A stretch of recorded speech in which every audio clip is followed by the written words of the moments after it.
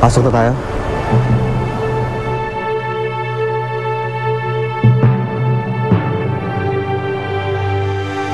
Nandoon naman pala, ma'am eh. Bakit hindi niya pag-in-share sa iyo? Bakit hindi siya nagkwento na biktima rin pala siya ng tsunami? Tani, ma'am, kasi kulit mo na lang eh. Yoya, matagal niya na tinago sa akin yung impormasyon na yun. Minsan wala naman siyang binanggit sa akin eh. Siguro may sapat siyang dahilan, kaya ayoko na rin siyang pilitin. Pero sa pagkakaalam ko, sabay namatay ang asawa at anak niya.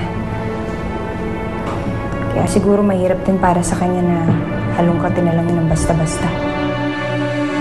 Alam mo kung iisipin mo, imposible eh. Pero nung nalaman ko doon sa lugar na hinahanap si Hiro at hindi siya ang tunay na anak ni Danilo, syempre pumasok din sa isipan ko na baka nga ako ang tatay niya.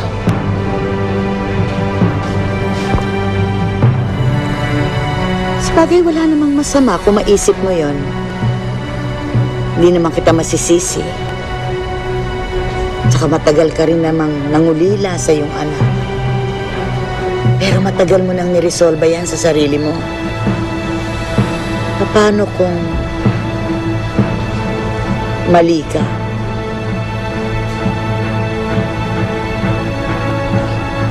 Sa bagay, ilang taong ko din siya hinanap. Marami na rin ang loko sa akin.